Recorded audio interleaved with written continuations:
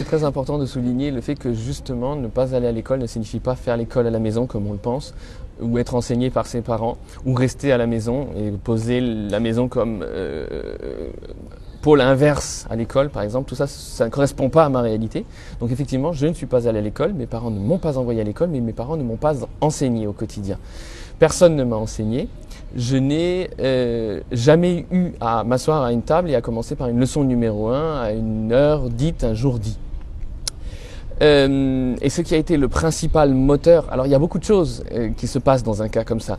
Ce qu'il faut d'abord souligner, ça m'a l'air important de le souligner, c'est que moi je suis l'histoire d'une enfance heureuse, c'est ce que j'ai à raconter, mais je suis un enfant totalement banal. Et mon histoire n'est intéressante qu'à partir du moment où on se rend compte qu'elle est très banale. C'est-à-dire que chaque enfant mis dans la situation qui fut la mienne vivrait des choses très semblables.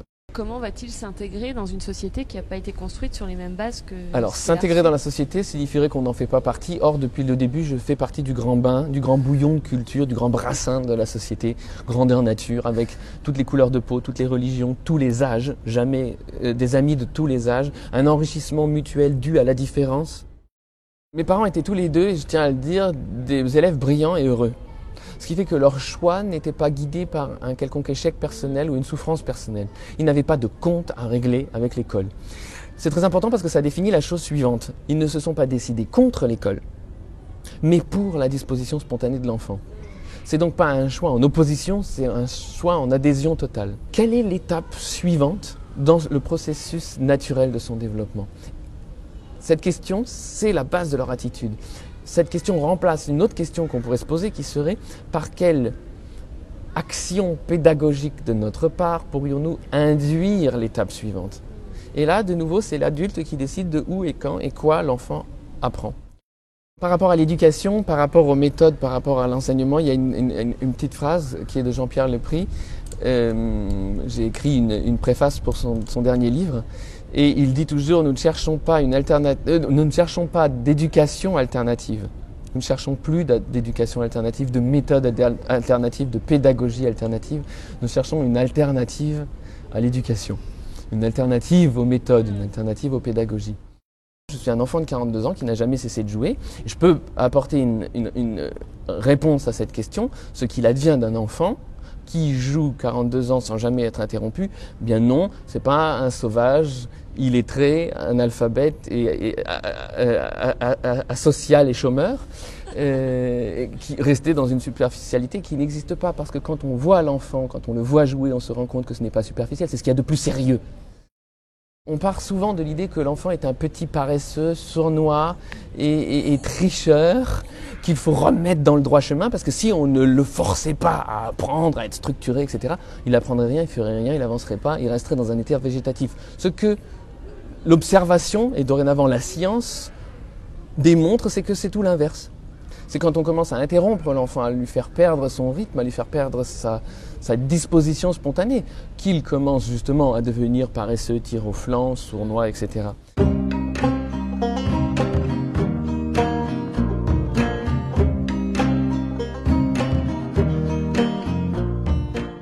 Regardons un enfant, il est venu au monde comme un paquet d'enthousiasme. Et il s'enthousiasme, alors on a fait des mesures, une quantité, un torrent, une tempête d'enthousiasme toutes les 2 à 3 minutes. Mais observons un petit enfant et on va voir que c'est ça, il s'enthousiasme pour tout, pour la petite feuille qui est là et qu'on peut... Alors regardez, elle est toute petite et tout ça. Une demi-heure, ça peut l'occuper en plein enthousiasme. Et nous autres, les adultes, on ressent la même quantité d'enthousiasme environ 2 à 3 fois par an. Autre apport de la neurobiologie, il n'y a pas d'âge pour apprendre. Quand on te dit qu'il faut apprendre tôt parce que sinon après tu pourras plus, quand on dit qu'il faut qu'un enfant ait appris à lire à 10 ans parce qu'après c'est trop tard, et que tout ça c'est faux. Il y a toutes sortes de choses qui circulent qui disent la lecture ça prend 3 ans. Non, ça prend 3 heures avec enthousiasme. L'enfant sort avec l'espoir que 3 choses se répéteront dehors. L'intense attachement, l'intense lien avec quelqu'un, puisque c'est ce qu'il ressent pendant les 9 premiers mois. C'est la première des nostalgies de l'humain, l'attachement, le lien. Et la deuxième, c'est la croissance, grandir, devenir autonome, qui n'est pas du tout antinomique. Il n'y a pas d'autonomie sans attachement. On a cru qu'il fallait forcer les enfants à l'autonomie et on constate que c'est strictement l'inverse. C'est de l'attachement profond et sincère qu'un jour l'enfant de ce port d'attache paisible et rassurant fera le premier pas dans l'autonomie. Et du coup, une autonomie sincère, concrète, véritable. C'est une nostalgie de ce que l'on a ressenti. Et puis l'enfant vient au monde avec l'espoir que de l'autre côté, il y ait des choses à apprendre. D'ailleurs, on nous envoie avec un cerveau surconnecté, beaucoup plus connecté à la naissance qu'après. Autre erreur, on a toujours cru que le cerveau se développait. Non, il se racornit avec le temps. Je ne suis pas définissable par mon métier. Alors, je n'ai pas non plus appris les clivages entre l'apprentissage et le jeu, par exemple. Ça, au contraire, puisque pour moi, c'est des synonymes. J'ai pas appris les clivages entre le féminin et le masculin. Et j'ai pas appris le clivage entre le travail, les loisirs, la vie, la famille. Tout ça, ce sont des notions tellement floues ou tellement entrelacées pour moi que je peux pas dire mon métier, c'est. Alors mon métier, est-ce que c'est ce par quoi je gagne ma vie ou est-ce que c'est ce qui continue de m'enthousiasmer et que j'exerce au niveau professionnel? C'est difficile à dire. Alors ce que je peux dire, c'est que je suis musicien, c'est que je suis luthier, facteur d'instruments, c'est que je suis journaliste, c'est que je suis auteur, que je suis conférencier, que je suis directeur de l'Institut Arnaud Stern, que je suis initiateur du mouvement Écologie de l'éducation, que je dirige une initiative, un collectif qui s'appelle Les Hommes pour Demain en Allemagne avec ce neurobiologiste dont je parlais tout à l'heure.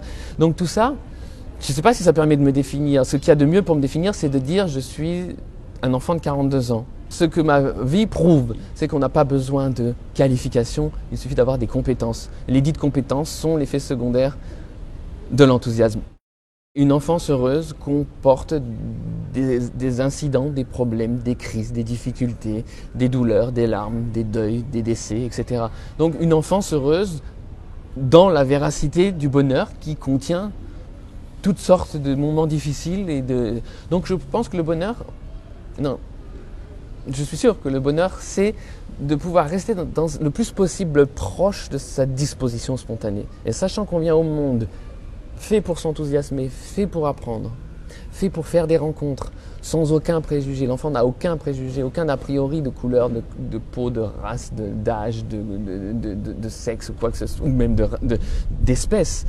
Je crois que plus longtemps on peut rester en connexion avec ça, moins on déconnecte les choses, moins on les sépare les unes des autres, plus on s'approche d'un état qui ressemble au bonheur. Et puis, pour mon enfant, je ne vais pas faire son bonheur, mais je vais tâcher de ne pas l'interrompre.